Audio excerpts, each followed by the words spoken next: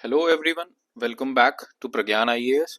तो जैसा कि आपसे हमने प्रॉमिस किया था कि जम्मू कश्मीर से रिलेटेड जो भी करंट अफेयर्स हैं पूरे साल के वो हम लोग कवर करेंगे डेली वीडियोस के माध्यम से। इसमें हमने कल अपना पहला लेक्चर जो है वो अपलोड कर दिया था, जो कि काफ़ी हमने इन डेप्थ उसमें चीज़ें पढ़ी थी। उसमें हम एक तो आपसे पहले एक आपका ओपिनियन भी चाहते हैं कि आप न्यूज़ को इंटर रिलेट करके डेप्थ में ज़्यादा पढ़ना आपको ज़्यादा बेटर लगता है, या फिर कम समय में ज़्यादा न्यूज़ कवर करना आपको ज़्यादा बेटर लगता है। हम कोशिश यही कर रहे हैं कि एक बच्चा जब एक न्यूज़ पढ़ता है तो उस न्यूज़ से इंटर रिलेटेड जितनी भी चीज़ें हों उसको वो डिस्कस कर ले, है ना।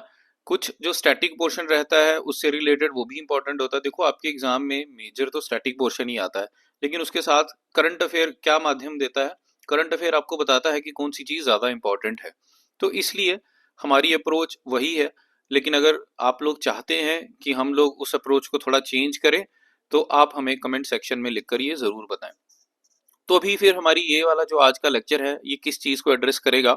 हमने जितनी भी चीज़ें कल पढ़ी, करंट प्लस उससे रिलेटेड स्टैटिक पोर्शन, मैंने आपसे कहा था कि इससे रिलेटेड मैं एमसीक्यू सेशन एक आपके लिए लेकर आऊँगा।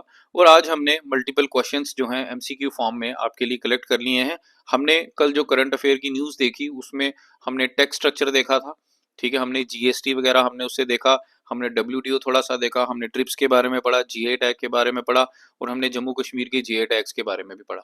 तो उन्हीं से रिलेटेड हम आज देखते हैं कि आप लोग कितने एमसीक्यूज जो हैं इनका जवाब सही सही दे सकते हो। तो अब हम इसको शुरू करते हैं। मैं पहले क्वेश्चंस पढ़ूंगा, आप कोशिश करना कि साथ साथ कमेंट सेक्शन में हमें आंसर जरूर दे सको, आप इसको जरूर लगाओ हमारे साथ साथ, ठीक है। तो पहला क्वेश्चन पढ़ते हैं। What is the goods and service tax in India. इसके चार ऑप्शन आपके सामने दिए गए हैं, आपको बताना है कि इनमें से सही ऑप्शन क्या है। It's a direct tax levied on income and profits, पहला ऑप्शन ये है आपका। सेकंड है it's an indirect tax levied on the manufacturing of goods, ठीक है। देखो आप एलिमिनेशन भी कर सकते हो, जैसे पहला लिखा है डायरेक्ट टैक्स, तो आपको पता है डायरेक्ट टैक्स तो नहीं है, ये एक इनडायरेक्ट टैक्स होता है, तो आप इसको यहाँ पे कट कर सकते हो। Next, an indirect tax levied on the manufacture of goods, ठीक है, ठीक लग रहा है, लेकिन सिर्फ गुड्स लिखा हुआ है, थोड़ा सा रुक जाते हैं। N indirect tax levied on most of goods and services sold for domestic consumption, ये भी ठीक लग रहा है। Last, a value added tax applicable only to service, तो देखो ये तो एक्सट्रीम वर्ड आ गया, तो एक्सट्रीम वर्ड आ रहा है, ओनली टू सर्विस ऐसा नहीं है, इसके नाम में ही लिखा है गुड्स एंड सर्विस, तो ये भी एलिमिनेट हो जाता है। पीछे हमारे बी और सी बचते हैं, तो हमें पता है कि सिर्फ ये गुड्स की बात कर रहा है, यहाँ पे सर्विस नहीं ले रहा, तो ये भी गलत होता है, तो हमारा ऑप्शन सी जो है ये सही हो जाता है, ठीक है। It's a tax levied on most goods and services sold for domestic consumption. Most क्यों लिखा है इसने, ऑल क्यों नहीं लिखा, क्योंकि अभी भी बहुत सारी चीजें हैं, जैसे आपका एल्कोहल है ना, जैसे आपका पेट्रोल हो गया, डीजल हो गया, इनके ऊपर आज भी जो है जीएसटी नहीं लगता। ये कुछ प्रोडक्ट्स ऐसे हैं जो जीएसटी के एम्बिट से बाहर हैं, ठीक है। तो मोस्ट इसीलिए लिखा है, तो आपका बेस्ट अप्रोप्रिएट आंसर कौन सा हो जाएगा, सी। तो यहाँ पे आंसर लिखा भी होगा, ठीक है। नेक्स्ट क्वेश्चन पे आ जाते हैं। When was the goods and service tax officially enforced across India, India में कब एनफोर्स किया गया। तो आप लोग सोचिए जरा, बताइए। मैंने आपसे कल बोला भी था कि ये सेम क्वेश्चन आपका फाइनेंस अकाउंट असिस्टेंट के एग्जाम में भी आया था। जी हाँ, हमने कल देखा था 101st कॉन्स्टिट्यूशनल अमेंडमेंट जो हुई थी 2016 में, इसके बाद इनैक्ट कब हुआ, एनफोर्स में कब आया, ये एनफोर्स में आया था 1 जुलाई 2017 को। तो right answer will be 1 July 2017, ठीक है। आंसर दिया भी हुआ है, नीचे लिखा भी हुआ है। GST was officially enforced across India on 1 July 2017 following the passage of constitution act of 2016, कौन सा वाला था, 101st। This implementation aim to unify the sprawling Indian market into a single tax regime, ठीक है। चलिए, आई होप कि आपका interest आ रहा होगा। Next question, which of the following articles was introduced in the Indian Constitution by the GST amendment। कल के lecture में हमने देखा था कि जब जीएसटी से रिलेटेड अमेंडमेंट किया गया उसमें 3 आर्टिकल्स जो थे आपके इंसर्ट किए गए थे, ठीक है। तो कौन कौन सा आर्टिकल था, मैंने आपको कल बताया था कि अमेंडमेंट के द्वारा जो भी आर्टिकल नया ऐड किया जाएगा उसके आगे कैपिटल ए, कैपिटल बी या कैपिटल सी से आगे आर्टिकल क्या आएगा। तो इसमें नहीं है, इसमें भी नहीं है, इसमें भी नहीं, पीछे बचा फर्स्ट, तो आर्टिकल इज 246A, ठीक है। देखो कितने आसानी से एलिमिनेशन से ही आपने आंसर लगा दिया। ठीक है, एक्सप्लेनेशन भी है।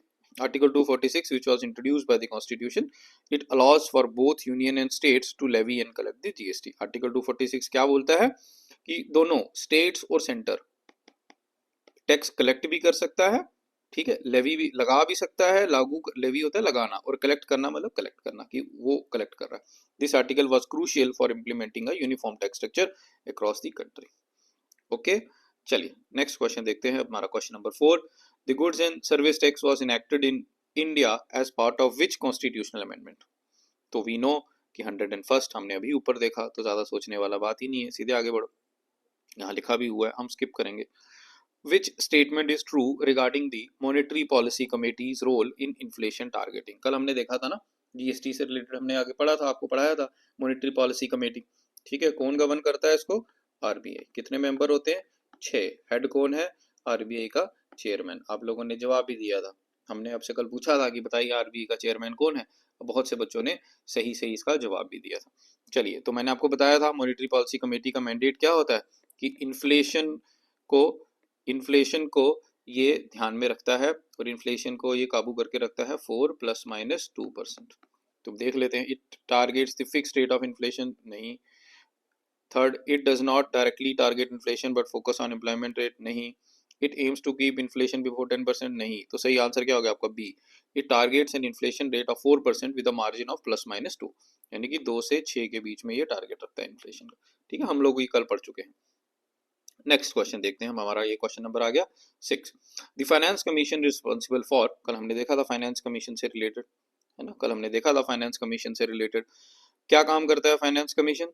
तो मैंने आपको कल बताया था कि finance commission under article 280, article नहीं बताया था आपको मैंने, आपको बताया था करता क्या है। तो ये बेसिकली क्या करता है, सेंटर और स्टेट में जो हमारे फंड्स होते हैं उनको डिस्ट्रीब्यूट कराता है। जो भी टैक्स से पैसा जाता है सेंटर के पास, उसको डिस्ट्रीब्यूट करता है कि इसका इतना परसेंट जो है ये स्टेट को दे दीजिए। हमने कल देखा था कि 41%। तो हमने पूछा भी था बच्चों से कि बताइए कब आया, तो 41% दिया है 15th फाइनेंस कमीशन।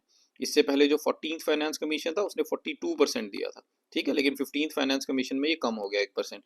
ये जो 1% कम हुआ है, ये आप लोग बताइए मुझे किस वजह से 1% कम हुआ है। तो इसका आंसर क्या होगा?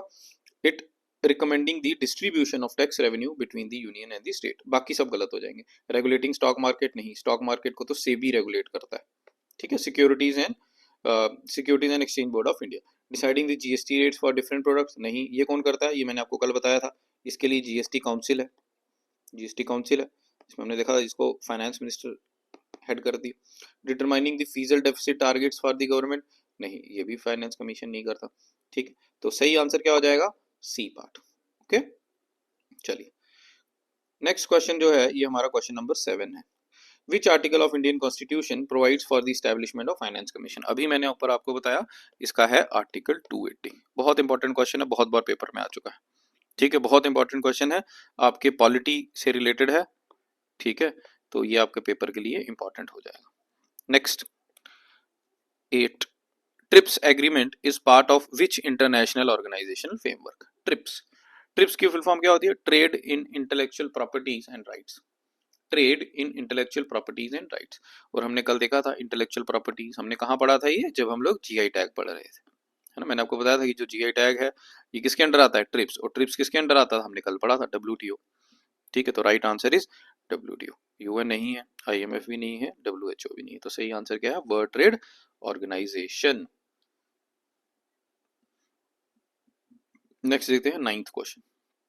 Which of the following statement accurately describes the changes in the state's share of central taxes recommended by the finance commission? ये वही है, ये मैंने ऊपर आपको जो बताया अभी, ठीक है। पढ़ते हैं एक एक करके। The 15th finance commission recommended an increase of 41 to 42%। No, अभी हमने देखा 15 फाइनेंस कमीशन ने तो 42 से 41 करवा दिया था, तो पहला तो गलत हो गया। The 14th finance commission recommended 42% share, यहाँ तक तो ठीक है। For the states which were reduced to 41% by 15th commission, ये सही लग रहा है हमें। फिलहाल हम आगे देख लेते हैं। Due to the formation of new UTs, ये बोल रहा है कि यूटी बनने की वजह से ये कम हुआ। नेक्स्ट देखते हैं 43% तो सीधे ही गलत है, और ये बोल रहा है 14th और 15 दोनों ने 41 दिया, ये भी गलत है। तो सही आंसर क्या है? ये वाला, ठीक है, बहुत इंपॉर्टेंट है, आपको इसको याद रखना है, हमने ऊपर अभी डिस्कस भी किया। और न्यू यूटी कौन सी बनी थी? जम्मू कश्मीर और लद्दाख, जम्मू कश्मीर एंड लद्दाख। जम्मू एंड कश्मीर जम्मू कश्मीर और लद्दाख बनने के बाद 2019 में जो बनी, तो 15th फाइनेंस कमीशन ने 1% इनको दे दिया और यहाँ से ये कम कर दिया। ठीक है, ये स्टेट्स के लिए था सिर्फ। अब जम्मू कश्मीर पहले स्टेट था तो उसका 1% यहाँ पे था, लेकिन जब जम्मू कश्मीर अलग हो गया, टूट के 2 यूटीज बन गई, तो 1% यहाँ दे दिया गया, तो वहां शेयर कितना बचा अब? ओनली 41%। चलिए कौन सा क्वेश्चन? ये 9th नंबर पे था। ठीक है, चलिए 10th देख लेते हैं। अब जीआई टैग से रिलेटेड हमारे क्वेश्चन आते हैं। Which of the following is true about geographical indications tag? कल हमने देखा था जीआई टैग, देखते हैं। They denote the products originating from a specific region with a unique quality. Unique quality सही लग रहा है, लेकिन अभी रुकेंगे। They are provided for unlimited period, हमने नहीं पढ़ा कल, हमें नहीं पता। They can be renewed annually. They are trademark given to individual producer. देखो इंडिविजुअल तो नहीं है, मैंने कल आपको बोला था एसोसिएशन वगैरह देती है। देखो मैं जीआई टैग के बारे में थोड़ा सा आपको और बता दूं कि देखो अनलिमिटेड पीरियड के लिए नहीं दिया जाता है, इसका टाइम पीरियड होता है 10 साल। ठीक है, तो रिन्यू एनुअली भी नहीं है, ये भी नहीं है, पहला वाला इसका आंसर है। हमने देखा था क्योंकि जियोग्राफी से रिलेटेड होता है, originating from a specific region. हमने कल देखा था ना कि रसगुल्ले के ऊपर भी कंट्रोवर्सी हो गई थी, बासमती राइस की भी हमने एग्जांपल देखी थी, तो वही है। नेक्स्ट क्वेश्चन हमारा है question 11th। What is the GI tag product Udhampur Kaladi known for in Jammu and Kashmir? ये पूछता है कि कलाड़ी क्या चीज है जिसको जीआई टैग मिला है। What is this? Is it a type of woollen product? हमें पता है नहीं। It's a traditional rice variety? हमें पता है नहीं। It's a specific style of painting? हमें पता है नहीं। क्यों? क्योंकि राइस वैरायटी हमने पढ़ा था मुश्क बुर्जी राइस, मुश्क बुर्जी राइस। ये राइस मुश्क बुर्जी राइस जो होती है, इसकी स्मेल बहुत अच्छी होती है, इसकी खुशबू बहुत अच्छी होती है, इसकी फ्रेगरेंस बहुत अच्छी होती है, और ये शादी ब्याह के त्योहार के मौके पे ये बनाया जाता है। कम क्वांटिटी में इसकी पैदावार होती है, इसके लिए इसको ज़्यादातर ऐसे नहीं मिलती है, ये शादी ब्याह के फंक्शनों में ही ये बनाया जाता है, और इसकी खुशबू बहुत अच्छी होती है। ठीक, it's a traditional rice variety. Woollen product हमें पता है पश्मीना वगैरह जो है, वो भी नहीं है कलाड़ी। तो कलाड़ी क्या है? कलाड़ी इज अ चीज variety, it's a traditional cheese variety. हमें पता है, हम कलाड़ी खाते हैं, कलाड़ी कुलचा हम लोग खाते हैं, बहुत टेस्टी होती है, स्पेशली उधमपुर से मंगाई जाती है। ठीक है, Udhampur Kaladi is a traditional cheese variety from Udhampur region in Jammu and Kashmir. इसमें इसका फ्लेवर टेक्सचर बहुत अच्छा होता है।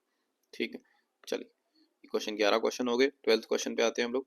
विच GI tag item from Jammu and Kashmir is a traditional craft involving the creation of decorative items using a technique of wood carving? ये बोल रहा है वुड कार्विंग के जरिए कौन सी ऐसी प्रोडक्ट्स हैं जो जीआई टैग है। तो हमें पता है वॉलनट वुड कार्विंग तो है ही है, चिकरी वुड कार्विंग भी है। चिकरी वुड कार्विंग कहाँ की है? राजौरी की। पेपर में आपको पूछा जाएगा कि चिकरी वुड कहाँ का है, तो राजौरी का। ठीक है, चिकरी वुड कहाँ का है? तो राजौरी का। ओके, तो पहला भी है और दूसरा भी है, तो इसका करेक्ट आंसर क्या हो जाएगा? C, both A and B. Okay, आप लोग इसका एक्सप्लेनेशन पढ़ सकते हो। नेक्स्ट क्वेश्चन नंबर हमारा ये 13th। Which GI tag product from Jammu and Kashmir is renowned globally for its intense colour and flavour use prominently in cooking and traditional medicine?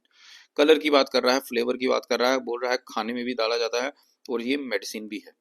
ठीक है, देखते हैं। सेफ्रॉन लग तो रहा है, आगे चलते हैं। मुश्क बुर्जी राइस अभी हमने देखा, ये तो राइस की वैरायटी है, ट्रेडिशनल वैरायटी है। भदरवा राजमा खाना है, लेकिन इसका फ्लेवर, कलर, कुकिंग, मेडिसिन तो नहीं है। अनारदाना लास्ट में आता है, रामबन अनारदाना, हालांकि खाने में है, लेकिन जो इसका बेस्ट अनारदाना हो सकता है कि मेडिसिन के लिए भी यूज किया जाता हो, लेकिन जो बेस्ट पॉसिबल होगा वो होगा आपका कश्मीरी सैफरॉन। इसका कलर होता है ना, अनारदाने का कलर नहीं होता है इतना। सैफरॉन आप जरा सा किसी चीज में डालो, दूध में थोड़ा सा जरा सा डाल दो, तो वो पूरा कलर ले लेता है, और उसका फ्लेवर भी है। ठीक है, क्या आप लोग मुझे बता सकते हैं कि सैफरॉन किस टाइप की सॉइल में ग्रो किया होता है, और सैफरॉन की वैरायटीज आप लोग मुझे बता सकते हैं?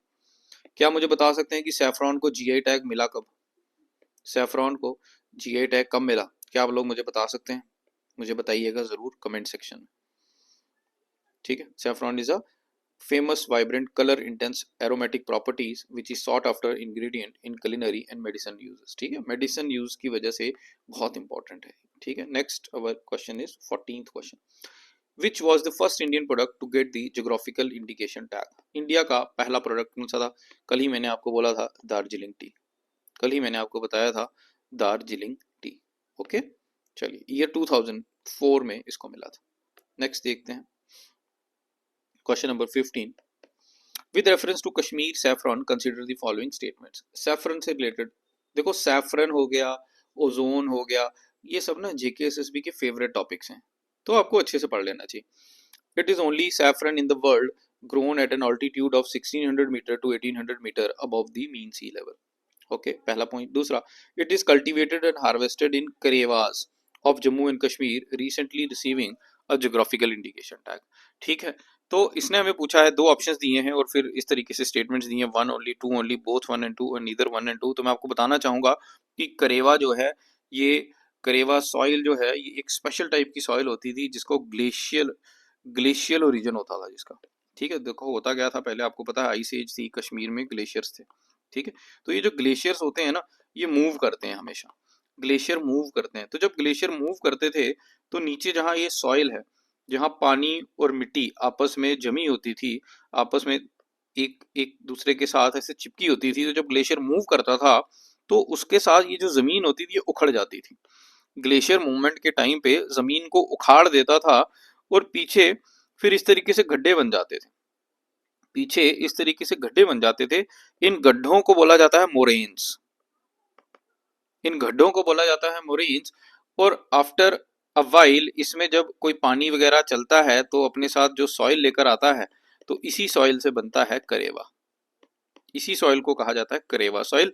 करेवा सॉइल बहुत न्यूट्रिएंट होती है, खास करके हॉर्टिकल्चर क्रॉप्स के लिए, और सैफरॉन करेवा सॉइल्स पे बेस्ट ग्रो करता है, बेस्ट क्वालिटी।